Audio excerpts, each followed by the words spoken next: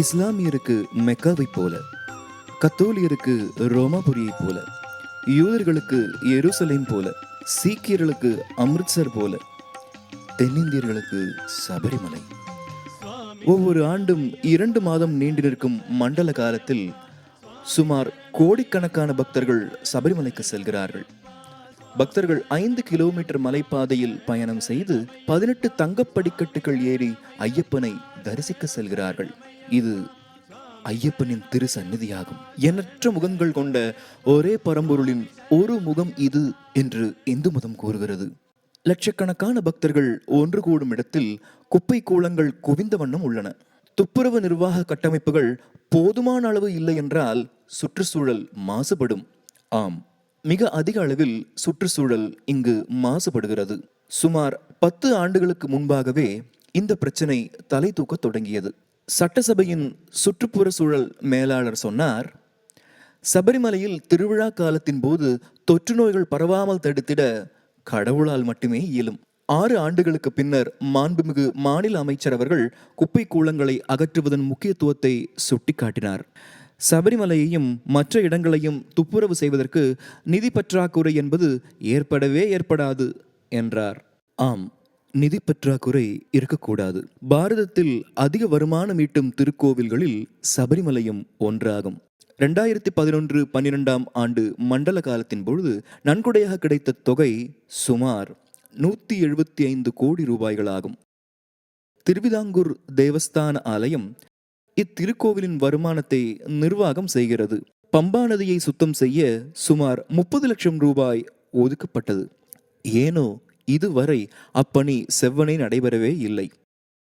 பணம் கொடுத்தால் கூட இப்படிப்பட்ட செயல்களை செவ்வனே செய்ய யாரும் முன்வர மாட்டார்கள் என்ற பழமொழியை இது உறுதிப்படுத்துகிறது. 2011 ஆண்டு நவம்பர் மாசத்தின் போது கூட ஆலய வளாகம் மிகவும் மாசுபட்டிருந்தது. முன் நூற்றாண்டுகளில் இந்த பிரச்சனை இவ்வளவு பெரிதாக இருக்கவில்லை. பிளாஸ்டிக் பொருட்களின் உபயோகம் தொடங்கிய காலகட்டத்திற்கு முன்பு வரை இயற்கைக்கு பாதிப்பு ஏற்படுத்தாத பொருட்கள் பயன்படுத்தப்பட்டன. உபயோகத்திற்கு பின் அவை இயற்கையோடு கலந்துவிடும். ஆனால் இப்போது நிலைமை மாறிவிட்டது. சபரிமலையில் சுற்றுச்சூழல் அபாயம் ஏற்பட்டிருக்கிறது. சபரிமலையில் ஒரு மாபெரும் துப்புரவு பணி தொடங்கும் தருணம் நெருங்கிவிட்டது. நிதி ஒதுக்கியும் தொழிலாளர்கள் வேலை செய்ய முன்வரவில்லை என்றால் மாற்று வழிதான் என்ன? சற்று சிந்தித்து பாருங்கள். இப்படிப்பட்ட வேலையை செய்ய யார் முன்வருவார்கள்? மனித கழிவுகளும் அழுகிய துணிகளும் நிறைந்த ஆற்றுப்படுக்கையில் இறங்கி சுத்தம் செய்ய யார்தான் முன்வருவர்? பக்தர்கள் தங்களது கருப்பு துணிகளை இங்கே துறந்து வேறு உடை அணிந்து செல்வது புனிதமானது என்று கருதுகிறார்கள். அழுகி கிடக்கும் துணிகளை இங்கிருந்து யார் அகற்றப் போகிறார்கள்? பம்பை ஆறு எப்பொழுது சுத்தமானதாகவும் சுகாதாரமானதாகவும் மாறும்? பல ஆண்டுகளாக குமிந்து கிடக்கும் பிளாஸ்டிக் பொருட்களை அகற்ற யார் முற்பட போகிறார்கள்? பிளாஸ்டிக் பொருட்களை யார் கவனமாக அகற்றப் போகிறார்கள்? ஆற்றங்கரையில் உள்ள குப்பை கூளங்களை யார் அகற்றப் போகிறார்கள்? சுவர்களில் படிந்துள்ள பாசன் கரையை யார் சுரண்டி சுத்தம் செய்வார்கள்? கால்வாய்களில் சிக்கி கிடக்கும் கழிவுகளை யார் அகற்றுவார்கள்? பயணியர் விடுதிக்கருகில் உள்ள மனித மற்றும் மிருகங்களின் கழிவுகள், உணவு மற்றும் பிளாஸ்டிக் கழிவுகள், இவைகளை எவர் அகற்றுவர்? கழிவுப் பொருட்களை முறையே வேறுபடுத்தியும் எரிக்க வேண்டியவைகளை எரித்தும் எரிக்கக்கூடாத பொருட்களை முறையே பதப்படுத்தவும் போவது யார்? நீங்கள் பணம் கொடுத்தாலும் இதை யாரும் செய்ய மாட்டார்கள். சம்பளம் கொடுத்தால் கூட இது போன்ற வேலைகளை செய்ய யாரும் முன்வர மாட்டார்கள். ஆனால் நீங்கள் அம்மாவிடம் உதவி கேட்கலாம். கேரள அரசாங்கமும் திருவிதாங்கூர் தேவஸ்தான ஆணையமும் அம்மாவிடம் தங்களது குழந்தைகளை திரட்டி உதவ முடியுமா என கேட்டனர். உடனடியாக அம்மா உதவுவதாக சொன்னார். அம்மா தனது குழந்தைகளிடம் இதை பற்றி கேட்டபோது பக்தர்கள், ஆசிரமவாசிகள், கல்லூரி மாணவர்கள், பேராசிரியர்கள், மருத்துவர்கள் மற்றும் வெளிநாட்டவர் என எல்லோரும் உடனடியாக உதவ தயார் என்று சொன்னார்கள். 40 കൊല്ലത്തോളം ക്ലീൻ ചെയ്യാൻ എന്താ പറയുക, മനുഷ്യ സ്പർശം പോലും ഏൽക്കാത്ത സ്ഥലത്താണ് ഇപ്പോൾ ഇവിടെ വേസ്റ്റ് എടുത്തുകൊണ്ടിരിക്കുന്നത്. ഈ മഹത്തായ ഇതിൻ്റെ അകത്ത് പങ്കെടുക്കാൻ കഴിഞ്ഞത് അമ്മയുടെ അനുഗ്രഹവും അത് ഈ അമല ഭാരതം പരിപാടി തുടങ്ങിയ കാലം മുതലേ ഇതായിട്ട് പങ്കെടുക്കണമെന്ന് ആഗ്രഹം ഉണ്ടായിട്ട് ഇങ്ങനെ നടക്കുകയായിരുന്നു. ഇത് വന്നപ്പോൾ ഇത് വളരെ വലിയൊരു മഹത്തായ കാര്യമാണെന്ന് തോന്നിയതുകൊണ്ട് വളരെ പെട്ടെന്ന് തന്നെ ഇതിനകത്തേക്ക് ഇറങ്ങി തിരിച്ചാണ്. That I might look anywhere when I'm travelling and there might be a mess. And I want to clear it up, but I know that it's going to take more energy than I've got because it's only me. But if a group of people, if I have some friends with me who do it, it's done in no time. And the energy there is right from the heart. 2011ஆம் ஆண்டு November மாதம் ஐரோப்பாவில் அம்மாவின் தரிசன நிகழ்ச்சி நடைபெற்று கொண்டிருந்தது. அப்போது பாரதத்தில் அம்மாவின் 5000 குழந்தைகள் சபரிமலையை சுத்தம் செய்ய செயலில் இறங்கினர். அவர்கள் சுத்தம் செய்ய மலை ஏறினர் என்று சொன்னால் அது இன்னமும் பொருத்தமாக இருக்கும். சபரிமலையின் அடிவாரத்தில் உள்ள பம்பையாறு முதல் மலை உச்சி வரை அவர்கள் கூட்டம் கூட்டமாக சென்று செயல்பட்டார்கள். இந்த வேலையை அவர்கள் பாரமாக கருதாமல் அருளாகவே கருதினர். It was like standing on a mountain of garbage. You didn't know whether how many meters down it would continue either. And okay, this is the area you are supposed to clean, and you look over there, and everybody stood kind of quiet and looking down on this tremendous amount of garbage. And then we just decided, okay, now we have to start. So you just bend down and you take a piece of plastic and you put it somewhere. And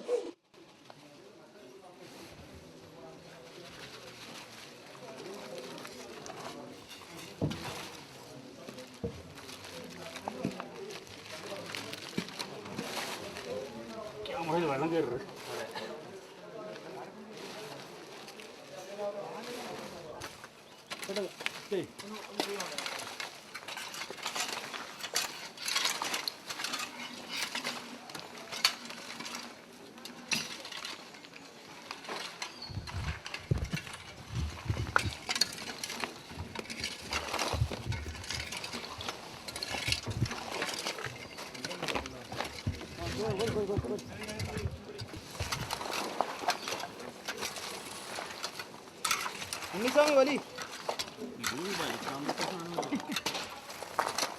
ഇത് കോരിയിടാൻ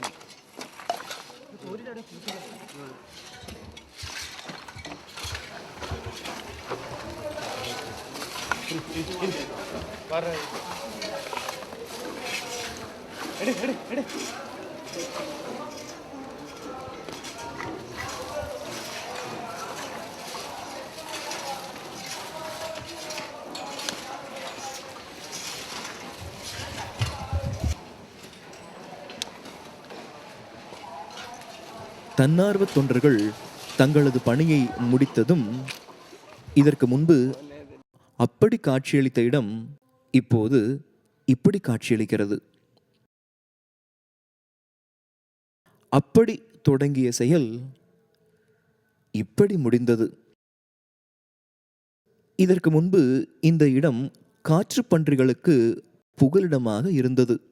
இப்போது அதே இடம் பக்தர்கள் தங்கி வழிபட தக்க இடமாக மாறி இருக்கிறது. இதற்கு முன்பு குப்பை கூளங்கள் நிறைந்த காடாக இவ்விடம் திகழ்ந்தது. இப்போது புனித பூங்காவாக இது காட்சியளிக்கிறது. அம்மா அரசாங்கத்திற்கு நல்கிய வாக்குறுதியை அம்மாவின் பக்தர்கள் இதோ நிறைவேற்றி விட்டார்கள். சுமார் 5000 மூட்டை குப்பைகளை அவர்கள் அகற்றினார்கள். இப்போது இங்கே எழில் கொஞ்சும் நடைபாதைகளையும் திறந்த புல்வெளிகளையும் வனத்தையும் நம்மால் கண்டு ரசிக்க முடிகிறது. இத்தனை வேலைகளும் 3 நாட்களில் செய்து முடிக்கப்பட்டன, அதுவும் இலவசமாக. 2012ஆம் ஆண்டு மார்ச் மாதம் கேரள உச்சநீதிமன்றம் ஒரு ஆணையை பிறப்பித்தது. மண்டல காலம் தொடங்குவதற்கு முன்பு பம்பை நதியை சுத்தம் செய்ய வேண்டும் என்று ஆணையிட்டது நீதிமன்றம். அதாவது மண்டல காலம் தொடங்குவதற்கு 10 நாட்கள் முன்புதான் இந்த ஆணை பிறப்பிக்கப்பட்டது. மீண்டும் அம்மாவை அரசாங்கம் அணுகியது. மீண்டும் அம்மா தனது குழந்தைகளை அனுப்பி வைத்தார்கள்.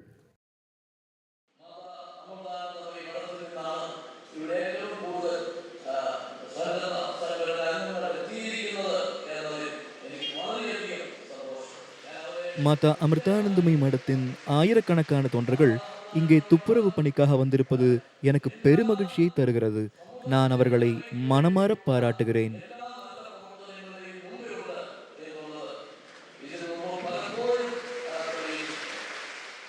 மீண்டும் அம்மாவின் குழந்தைகள் அம்மா அளித்த വാക്കുறுதியை நிறைവേற்றினார்கள். അപ്പോൾ ഇന്നലെ രാവിലെയാണ് ആശ്രമത്തിൽ നിന്ന് അമ്മ പറഞ്ഞതായിട്ട് ചങ്ങനാശ്ശേരി ആശ്രമത്തിലെ നിഷ്ഠായി അമ്മ പറയുന്നത് ഇങ്ങനെ സേവനത്തിന് പോകണം, ശബരിമലയിൽ സേവനം ഉണ്ടെന്ന് പറയുന്നത്. നമ്മളിവിടെ സേവനം ചെയ്യുന്ന പമ്പാ നദി ഏറ്റവും മലിനമായിട്ട് അങ്ങോട്ട് നോക്കിയാൽ കാണാം. അവിടെ എല്ലാം ഈ തുണികളും അതും ഇതുമെല്ലാം കണ്ടമാനം നിറഞ്ഞിട്ട് ഒരുമാതിരി സ്മെല്ലും എല്ലാം കൂടെ ഒരു രക്ഷയില്ല. അപ്പം അമ്മയുടെ മക്കൾ അതെല്ലാം വളരെ സന്തോഷത്തോടു കൂടി ആ കൈകൊണ്ടും കാലുകൊണ്ടും ഒക്കെ വാരി വാരി അതെല്ലാം സ്വന്തം നമ്മുടെ എന്തോ ഒരു നമ്മുടെ സ്വന്തം പോലെ തന്നെ മാലിന്യം എന്നുള്ള ഒരു ഇതൊന്നും ഇല്ലാതെ തന്നെ അത് വാരി കരയ്ക്കോട്ട് സഞ്ചിക്കകത്തെല്ലാം നിറച്ച് വെക്കുകയും അതെല്ലാം. தன்னார்வ தொண்டர்கள் மனம் தளரவில்லை. கழிவு நீர் கால்வாய் போல் காட்சியளித்த பம்பையாற்றை சுத்தம் செய்ததோடு நிற்காமல் படிக்கட்டுகளையும் வழிகளையும் கூட சுத்தம் செய்தார்கள். அது மட்டுமல்ல, சபரிமலையின் அடிவாரத்தில் உள்ள வனப்பகுதியையும் சுத்தம் செய்தார்கள். தங்களது உடல் நலத்தை பற்றி கூட கவலைப்படாமல் 2 நாட்களில் முழு மூச்சாக தொண்டாற்றி எல்லா இடங்களையும் சுத்தம் செய்தார்கள். குப்பை கூளங்களை சேகரித்ததோடு இல்லாமல் அங்கிருந்து அகற்றவும் செய்தார்கள். எல்லாம் செய்து முடித்ததும் புது பொலிவுடன் அவ்விடம் திகழ்வதை காண முடிந்தது. மீண்டும் பக்தர்களுக்கு புத்துணர்வூட்டும் நதியாக பம்பை மாறியது.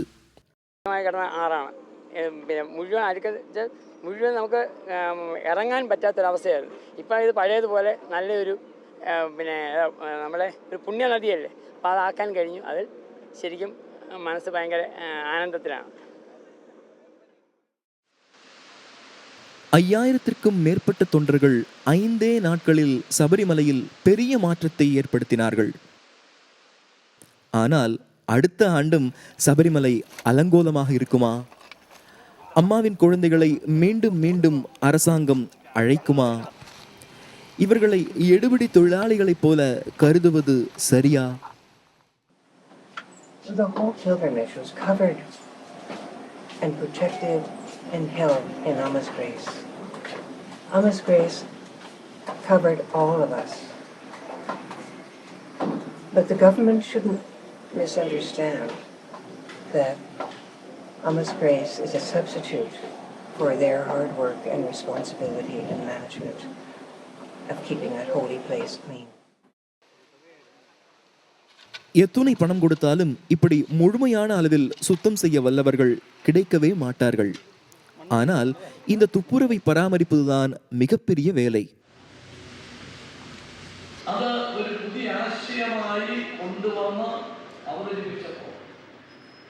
மடம் சமூக தொண்டாற்றுவதில் முன்னிலை வகிக்கிறது. சபரிமலை துப்புரவு திட்டத்திற்கு நீங்கள் நல்கிய ஆதரவு போற்றுதலுக்குரியது. அரசாங்கத்தின் திட்டத்தை நீங்கள் செவ்வனே நிறைவேற்றினீர்கள். நன்றி. சபரிமலை திருக்கோவிலுக்கு வந்து குவியும் நன்கொடை அதிகரித்துக் கொண்டே வருகிறது. அதன் சிறு பங்கை செலவிட்டால் போதும் பல்வகை குப்பைகளை சேகரிக்க பலவண்ண குப்பை தொட்டிகளை பல இடங்களிலும் அமைக்க முடியுமே. அதோடு அவைகளை சரிவர பராமரிக்கவும் முடியுமே. 2011ஆம் ஆண்டு அம்மாவின் குழந்தைகள் நடத்திய மாபெரும் துப்புரவு தொண்டு நடந்து முடிந்த பின் காலி பிளாஸ்டிக் பாட்டில்களின் விலையை ₹1 2 உயர்த்துவதாக வனவகுப்புத்துறை அறிவித்துள்ளது. மெல்ல மெல்ல சரியான திக்கை நோக்கி எல்லாம் நகரத் தொடங்கியுள்ளது. Yeah, you come back next year and there's a chance things might have changed, things might not have changed. I really don't know, but I think the real change is what happens inside me. You know, I changed, and hopefully the 5,000 others who went with me for the cleanup also had a similar change inside themselves. And hopefully this cleanup inside will spread and things will change for the good. சற்று கற்பனை செய்து பார்ப்போமாக. 41 நாட்கள் உண்ணா நோன்பிருந்து எங்கும் இறைவனை தரிசிக்கும் முயற்சியாக எல்லோரையும் சுவாமி என்று அழைக்கும் ஒரு ஐயப்ப பக்தன் சிரசில் இருமுடி கட்டி ஐயப்பனை தரிசிப்பதற்காக பக்தியோடு சபரிமலை ஏறி செல்லும் ஒரு ஐயப்ப பக்தன் ஐயப்ப தரிசனத்தை இனிதே முடித்துவிட்டு மலை இறங்கும் போது புது விதமான இருமுடியை சுமந்து வந்தால் எப்படி இருக்கும்? ஆம், காலி பிளாஸ்டிக் பாட்டில்கள், பிஸ்கட் கவர்கள், மருந்து பாட்டில்கள், கீழே கிடக்கும் கண்ணாடி துண்டுகள், இவைகளால் நிறைக்கப்பட்ட இருமுடியை கீழே கொண்டு வந்தால் எப்படி இருக்கும்? இந்த புதிய பழக்கம் இருமுடி கட்டி செல்லும் பழைய பழக்கத்தைப் போல எங்கும் இறைவனை தரிசிக்க உதவும் என்பதில் ஐயமில்லை. இது இயற்கை அன்னைக்கும் அவளது குழந்தைகளுக்கும் நாம் நல்கும் நன்கொடையாக அமையும். பக்தனின் தூய உள்ளத்தைப் போல் சபரிமலையையும் சுத்தமாக பராமரிக்க நம்மால் இயலும்.